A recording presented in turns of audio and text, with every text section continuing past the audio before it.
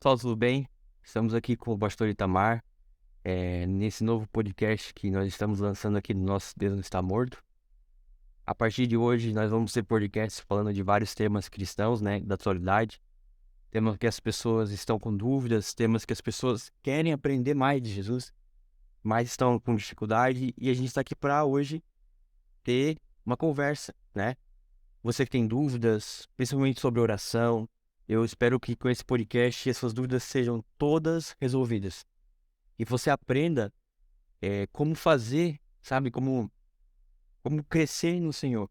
Porque esse é o maior objetivo. O maior objetivo nosso não é ganhar curtidas, ganhar likes, mas é crescer no Senhor. Boa tarde, Samuel. Para mim é uma alegria muito grande, um privilégio poder participar desse momento, um trabalho muito bonito que você tem feito. E eu estou me sentindo honrado, porque eu estou sendo o primeiro, né, a ser convidado. Então, estou muito feliz. Boa tarde a todos aqueles que estão tendo a oportunidade de ver esse podcast. E pessoal, assim, a gente está aqui hoje, uma pessoa que é o pastor Itamar, ele tem muitos anos de fé. Quantos anos de fé? Eu tenho 35 anos que aceitei a Jesus e tenho 28 anos como pastor. E quanto tempo, assim, que tu começou com o ministério, em que ano, assim, foi? Olha, na verdade, quando eu me converti, entreguei minha vida ao Senhor Jesus, eu tive um chamado muito rápido. Questão de meses eu já era um dos auxiliares do ministério que eu encontrei com Jesus. Questão de meses eu já estava lá trabalhando. E na ação pastoral eu comecei muito cedo. Com um ano de cristianismo, de conversão, eu já era um pastor. Mas a unção pastoral, o óleo derramado sobre a minha cabeça, veio no dia 1º de maio de 1995. Amanhã, dia 1º de maio de 2023, estou fazendo 28 anos. 28 anos que fui ungido a pastor. Nossa. Eu creio que é, né? 95 para cá, Uhum, eu acho que é por aí mesmo. uhum. 95, 28, isso mesmo. Porque se fosse 93 ia ser 30. E quando que foi teu encontro com Jesus, assim? Olha, quando eu entreguei minha vida a Jesus, eu era uma pessoa muito religiosa.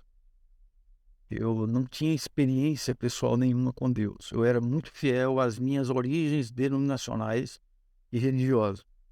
E eu saí muito cedo de casa, dos irmãos, que o primeiro que saiu fui eu, né? Tenho 40 anos, estou longe dos meus pais, da minha terra origem, que é o sertão da Paraíba. E nesse período que eu estava fora, o meu irmão mais velho teve um encontro com Jesus. E ele mandava fita cassete na época, evangelizando, falando de Jesus. Nesse período eu estava trabalhando dentro de um garimpo. Eu era garimpeiro, trabalhei por 5 anos no garimpo, ali no Grotão da Serra Pelada e as imediações. E eu comecei a ouvir aquilo ali, eu achava muito estranho, os gritos, as orações, mas aquilo ali foi o primeiro passo, a primeira semente lançada na minha vida. E ali, através disso, eu tive encontro com outros cristãos e eu fui para uma igreja me convidar e ali eu entreguei minha vida a Jesus. E uma dúvida que as pessoas têm, né, pastor? Beleza, me converti agora. Sou jovem, tenho meus 20 e poucos anos, me converti agora. E como é que eu vou vencer os meus pecados a partir de agora que eu nasci de novo, vamos dizer? Eu comecei na igreja agora. E o que eu tenho que fazer agora? É, essa pergunta aí, ela é muita gente que faz, principalmente os jovens. O cristianismo, a vida cristã, ela parte de um degrau, ela parte de uma plataforma, chama-se renúncia.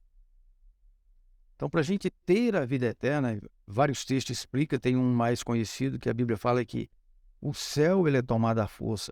Então você tem que renunciar ao mundo, que não é fácil para o jovem. As ofertas do mundo são bem maiores que as outras ofertas relacionadas à salvação em Cristo Jesus, porque é renúncia, né? Então, o que eu dou, o conselho número 1 é esse: renunciar e buscar ter uma prática de oração, uma vida de oração. Isso são os primeiros passos de alguém que quer realmente se firmar como servo de Deus, como cristão. E assim, beleza. E eu me lembro que lá atrás, quando eu tava vencendo meus pecados, eu tinha alguém que me acompanhou muito tempo, que foi minha tia. Mas às vezes o jovem entra dentro da igreja e não sabe quem chegar, né? Às vezes não tem intimidade nenhuma com o pastor, né? O cara tá lá em cima, o cara não. Você não tem intimidade de chegar e abrir tua vida pra ele. Mas aí, beleza, sou um jovem, entrei na igreja agora. E o que que eu faço para renunciar? O que que eu tenho que tomar de decisão, assim, ó? Com o que que eu tenho que andar junto ali na igreja para poder crescer? E aí, a partir desse momento que eu cresci na fé, eu consegui renunciar aos pecados, porque às vezes é muito difícil sozinho, né? É muito difícil você ter uma renúncia total sozinho. É impossível, praticamente. Tem alguém que anda contigo. Como é que eu vou achar essa pessoa na igreja que eu vou conseguir estar junto? E uma pessoa que vai me levar para Jesus, para Cristo? Quem e como é que eu faço isso daí? É assim, ó, quando, quando você se converte, quando o jovem entrega a sua vida a Jesus, partiu de um princípio. Ele sentiu o seu chamado. Porque eu entendo ao longo da minha vida que entregar a vida a Jesus não é apenas uma opção, é uma revelação. Então, quais são os passos?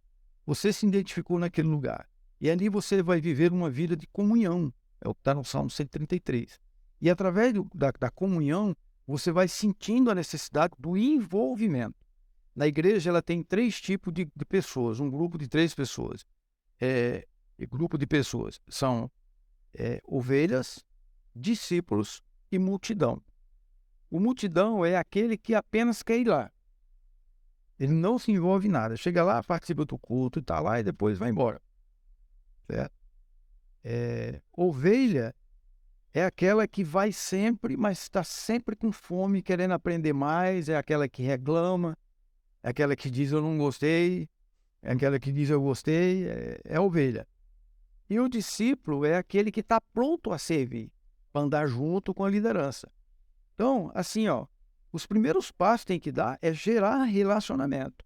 É não chegar lá e se isolar, entrar na igreja, no templo, do jeito que entrar e sair. Não, tem que haver aquela disposição. Só que isso é uma coisa assim, naturalmente, é um natural sobrenatural, que quando a gente é chamado, alguém vai chegar, alguém vai tocar, você vai sentir no coração, alguém chega, quer te abraçar, e aí vai ter esse envolvimento. E a partir daí, você vai eleger pelo Espírito Santo, vai selecionar alguém onde você vai caminhar com o propósito de abrir o coração, compartilhar os seus sofrimentos, as suas angústias, suas tentações, compartilhar aquilo que está dando certo e aquilo que está dando errado. E aí vem o crescimento. E tem uma coisa interessante sobre isso, né? Compartilhar, porque eu quero crescer na igreja, eu quero crescer em Cristo, quero crescer daí numa vida de oração. A Bíblia fala lá em Tiago para confessar o pecado um ao outro, né? Mas uma vez ouvi uma frase que é interessante, que quem confessa tentação, muitas vezes não vai precisar confessar pecado.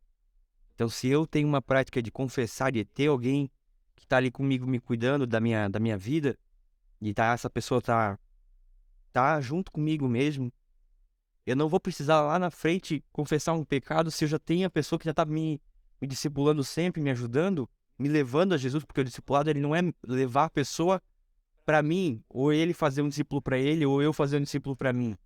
O discipulado verdadeiro, bíblico, é o discipulado que eu levo a pessoa para Jesus. E aí a pessoa vai a Jesus e Jesus vai ajudar na palavra a pessoa a resolver os problemas dela.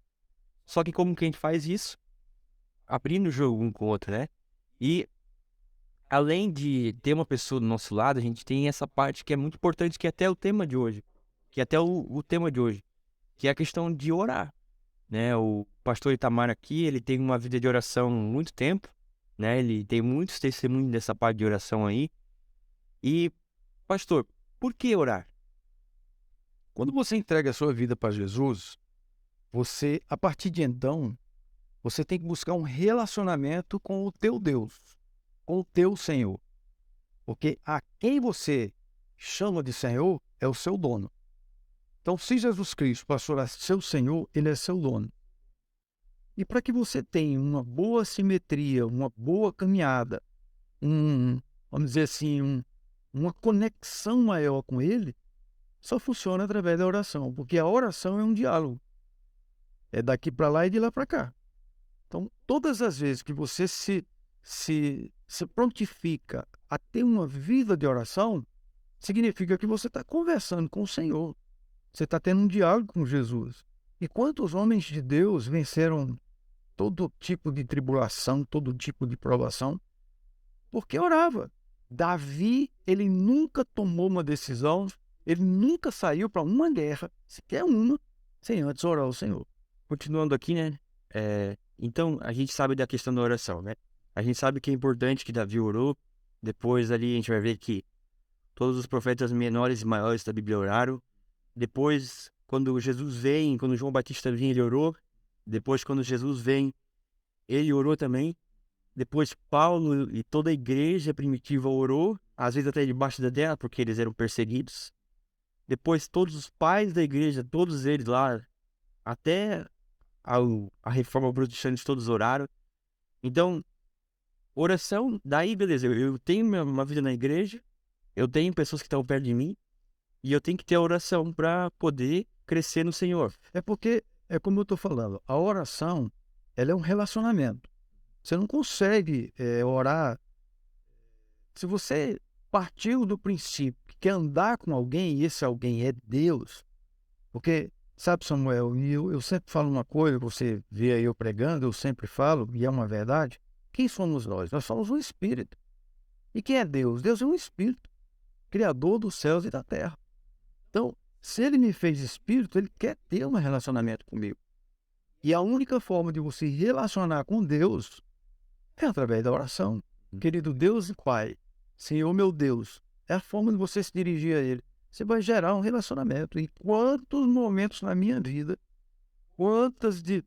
meu Deus, livramento, tanta coisa ao longo desses anos, eu tenho adquirido porque eu realmente tenho meu momento de oração com Deus, os momentos rápidos, momentos inesperados, momentos programados, momento eu sozinho e Ele, mas tem que ter uma vida de oração.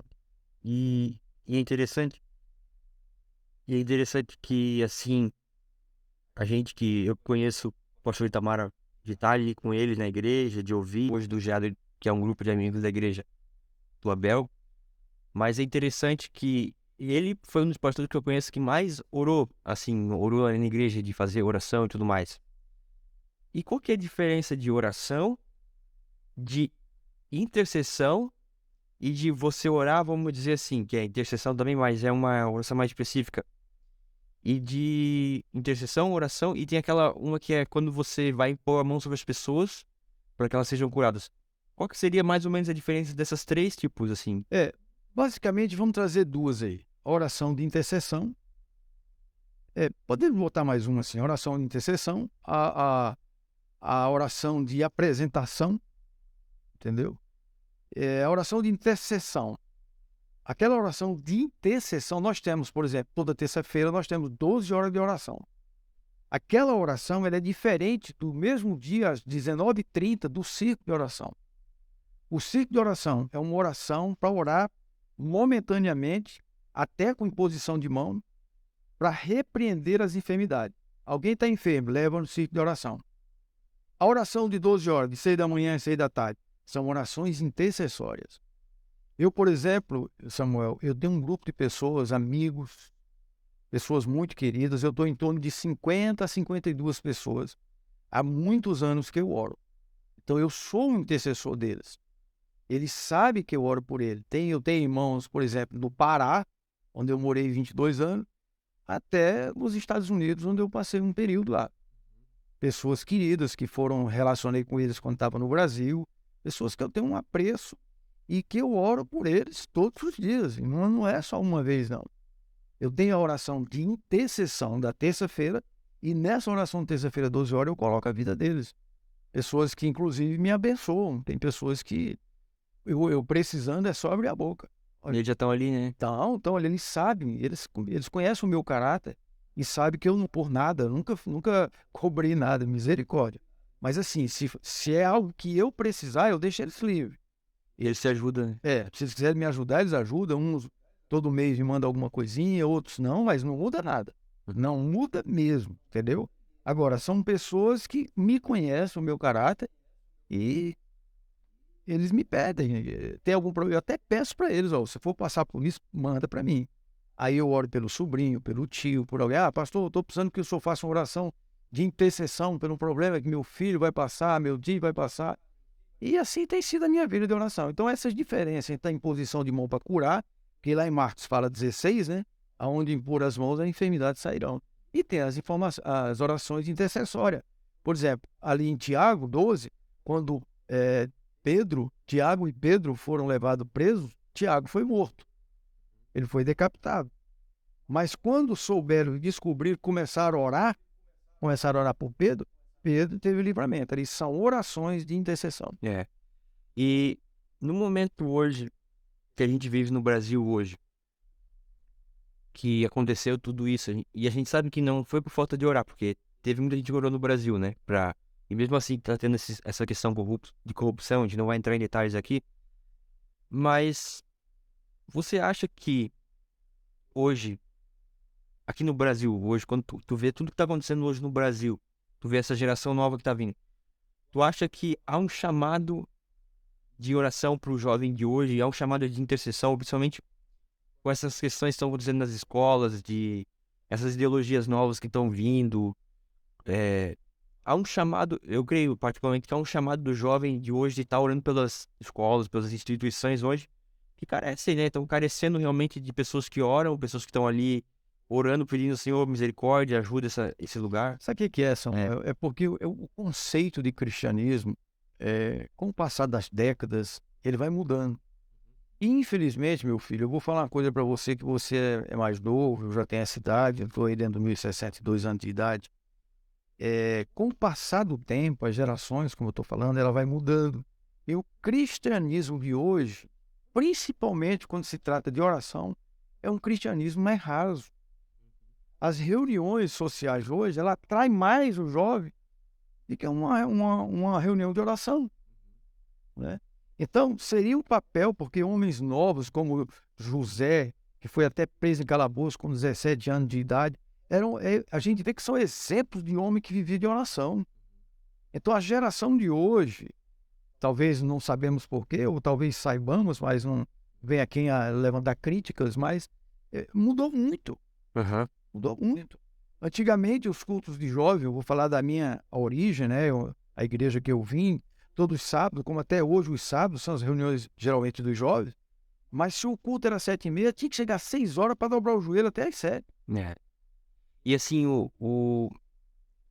para pessoas novas que veem isso, que vem na igreja hoje, principalmente igrejas até mais tradicionais, parece, aí olha, parece que isso aqui se esfriou um pouco, né? Tá muito tradicional. Não é que tá tradicional, é que com o passar do tempo as pessoas foram perdendo aquela intimidade que isso, com a oração, com a leitura da palavra, coisa. E aí você tem a estrutura bem colocada, bem definida, mas não tem a unção do ambiente, né? Não tem pessoas que carregam a presença de Deus dentro de si e aí vira algo religioso, que muitas vezes acaba acontecendo com muitas igrejas que deixam se levar por essa mentalidade de fazer muito, mas não ter a parte mais importante que tá lá no... Jesus fala assim, ó, existia Marta e existia Maria, né? A Marta, ela queria fazer muitas coisas, né? Mas Maria fez o mais importante. Maria, ela se colocou aos pés de Jesus. E aí ele fala, né? Essa aí é a coisa mais importante que alguém podia estar fazendo. Então, quando a gente bate nessa tecla de orar, por que tem que orar? Porque não depende só da gente, a gente tá bem. Mas o mundo hoje tá se aproximando de um evento que é a volta de Jesus. Tem várias interpretações, mas todas elas têm uma coisa em comum. A gente tem que levantar um tempo de intercessão pelo mundo atual, por Israel, pelo mundo inteiro, pela nação de Israel, pelas nações aí, porque cada dia que passa, mais pessoas vão ouvir no evangelho e mais perto do fim estamos chegando. E a gente precisa levantar um tempo de oração pelas nações, sabe? É porque assim, Samuel, dentro do que você perguntou, pelo que nós estamos passando pelo país, né? Você fez essa pergunta aí. A questão é o seguinte, será que o jovem não era para estar mais envolvido? Sim, sim, te responderam sim. Porque o jovem, a Bíblia diz assim, ele faz essa classificação. O jovem na Bíblia é conhecido como os fortes. Jovem, sois fortes. Os homens são os valentes gideões e tal. As mulheres são as sábias. Uma igreja, uma comunidade que não tem jovem, ela está fadada a regredir. É. Porque o jovem, ele tem aquela força, né? Então, o que que deveria fazer os jovens nos dias de hoje? Orar mesmo.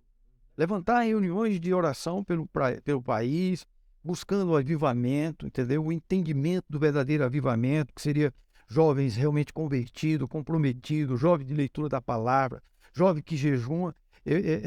Eu tô cansado de ver as pessoas dizendo assim, por que que antigamente o Senhor batizava com o Espírito Santo nos cultos, o Senhor curava, a gente via falar testemunho de cura, demônios se manifestavam, eu era liberto. Mas olha atrás disso tudo que existia. Era muita oração, É. muita entrega, muita, sabe? Hoje, como eu falei há pouco, para atrair o jovem, tem que estar fazendo alguma coisa, algum movimento social, porque e não está errado, porque é uma forma, é uma ferramenta de trazer eles e pedir a misericórdia de Deus para quando chegar, de alguma forma, ministrar uma palavra para eles, entendeu? Porque os tempos mudaram.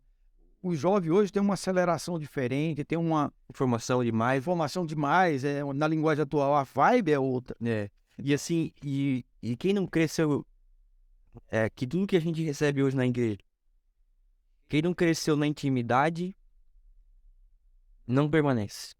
É uma verdade. Quem não cresceu hoje na igreja, mas na intimidade, não vai permanecer amanhã, quando tribulação no mundo, quando vier mais dificuldade. Confirma, porque é o que você está falando, não tem conhecimento. A É. intimidade, ela gera conhecimento. E o que que salva, o que que firma? É baseado naquilo que você conhece. É. Porque Jesus diz que vocês, né, é difícil, né? E Jesus fala isso, que você, para ser tentado é fácil, né? Difícil é resistir a essa tentação, né? Então, pra mim, e aí é onde entra esse ambiente. Porque hoje é um convite que Deus está fazendo para a nação brasileira, Deus está fazendo para esse povo de hoje, de a gente levantar um altar de intercessão no Brasil, e porque tem promessa de avivamento para o Brasil, tem promessa. Eu não trouxe o pastor Itamar aqui porque ele tem muitos anos de experiência, ele já fez coisas aí que eu nem imaginei, mas ele já viveu na vida dele. E hoje, eu creio que Deus quer derramar um avivamento para levar a salvação para as nações. E esse avivamento, ele vem do Brasil também. E nós temos promessas. Nós somos um povo de promessas. E vai partir muito desse ambiente de oração, de, claro, ter comunhão com os irmãos, ter oração e ter comunhão com a palavra, que são os 3 pilares. Assim, desculpe, Samuel, mas assim, ó, todas as respostas que as gerações tiveram, e chegando até a minha geração, todas as respostas que eles tiveram, foi pela oração. É. Então, esse tema de você começar o podcast, a partir de agora, eu sei que virão outras pessoas e vai ser bênção. Mas iniciar pela oração, isso aqui é princípio. É. Entendeu, Samuel? Você foi muito feliz em fazer isso aqui, porque certamente você orou por isso. Isso aqui é um sonho teu. É. Então, teve orações. Você vê que o que move o cristianismo, o avanço da igreja em conquistar os objetivos, quais são os objetivos? É o ID, é o evangelismo, é ganhar vidas para o Senhor Jesus, é apressar as pessoas, porque Jesus está voltando, É. o anticristo está se levantando. Tem vários assuntos para ser feito e tudo isso só terá início através de oração. Imagina, e assim, ó, gente, por que a gente tá batendo nessa tecla aqui hoje? Porque você jamais, como jovem, isso é uma verdade, você jamais vai atrair, vamos botar aqui entre parênteses, você tem que obedecer a Bíblia. Mas se essa sua obediência for algo sem intimidade, você tá fazendo por fazer, e se você fazer, mas não tem entendimento do que você tá fazendo, porque você não tem intimidade, para Deus a Bíblia fala lá que a nossa justiça é como um trapo de imundícia. Se a gente faz pela nossa força sem ter uma intimidade verdadeira com Deus, Isso é uma obra morta, né? porque Ele quer obediência, Ele quer renúncia, Ele quer obediência. Só que, junto com isso, Ele quer um relacionamento verdadeiro. Porque você não vai casar com alguém que você não conhece a pessoa, você não teve conhecimento de quem a pessoa é. O noivo, né, Jesus compara a igreja a noiva, tem uns que dizem que já é a esposa do Senhor, enfim, são interpretações. Mas nós estamos sendo convidados para um banquete, para um casamento, que é o Senhor vir buscar seu povo, buscar a gente para estar na Nova Jerusalém no futuro, sabe? Ter esse encontro com Ele, ser coroado, sabe? Ter esse encontro com Jesus lá nas nuvens e tudo mais.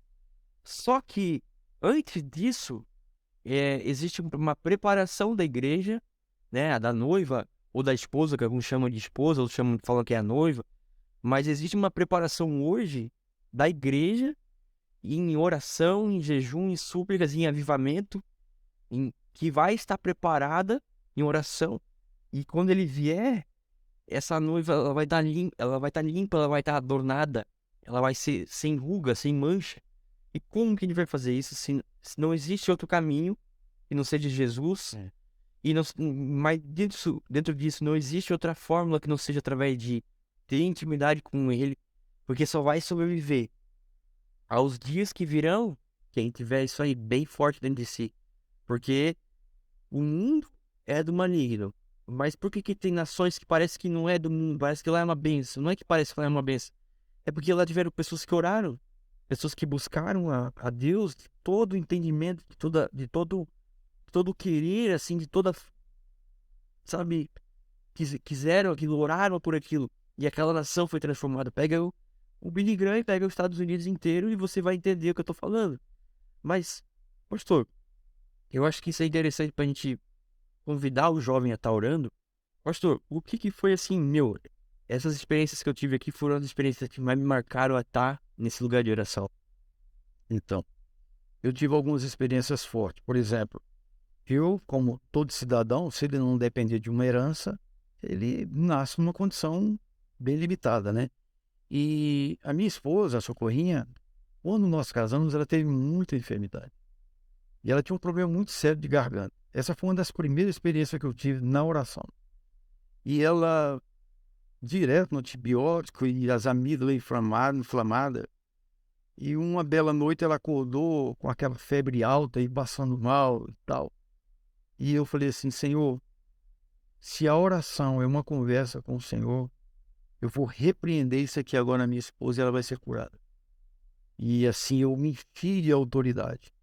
Coloquei a mão dela assim, a minha mão é da boca dela assim, e dei uma ordem. Amígdala, em nome de Jesus, seja curada. Aí ela correu pro banheiro e tossiu assim, caiu naquela, ali, no lavatóriozinho da pia, né? Caiu as duas amígdalas, né? Caiu, da gente pegamos assim, botou na mão, eu e ela, a gente botava o dedo assim, ele corria, porque era aquele pedacinho de carne, entendeu? Hoje a minha esposa, quando ela passa por alguma gripe, chega no médico, o médico manda ela abrir a boca, deixa eu ver sua garganta. O médico olha para ela e diz, você fez cirurgia de amígdala, né? E na verdade não foi o médico, foi Jesus.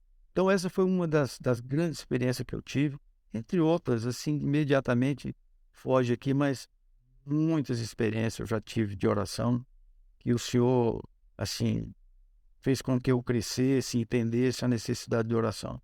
Estou lembrando aqui de uma também muito forte, que eu passei um período, eu era vendedor de produtos agropecuários, eu andava nas fazendas com carrinho, era aquele Fiorino, os primeiros Fiorinos da década de 90, e eu lembro que tinha uma ladeira assim, uma descida bem forte, e lá no final dela era uma ponte, aí você seguia, fazia assim meio que um morro, aí já subia. Quando eu comecei a descer aqui, era mato dos dois lados, só dava para ir o carrinho aqui.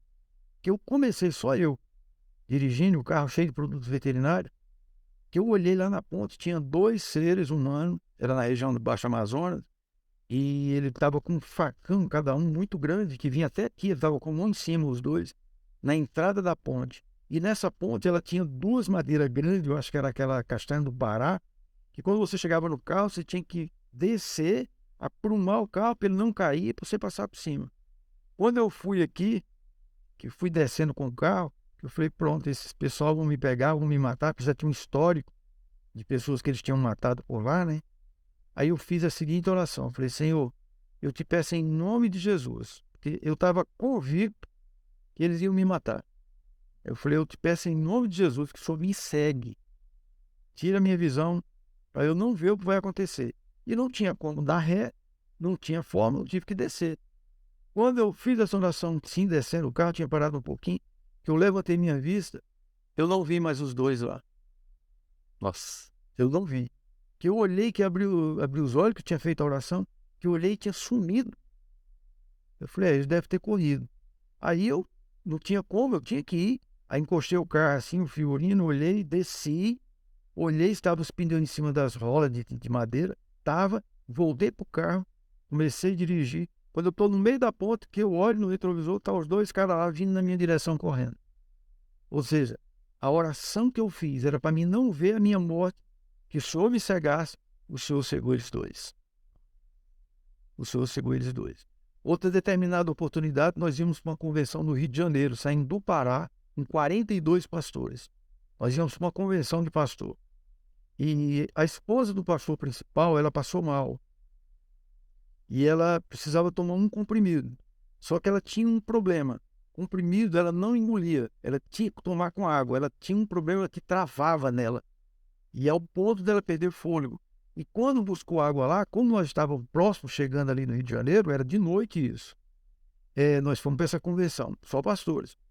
E quando foi chegando próximo ao Rio de Janeiro, não sei que lugar era aquele, né, que eu não conheço bem para ali,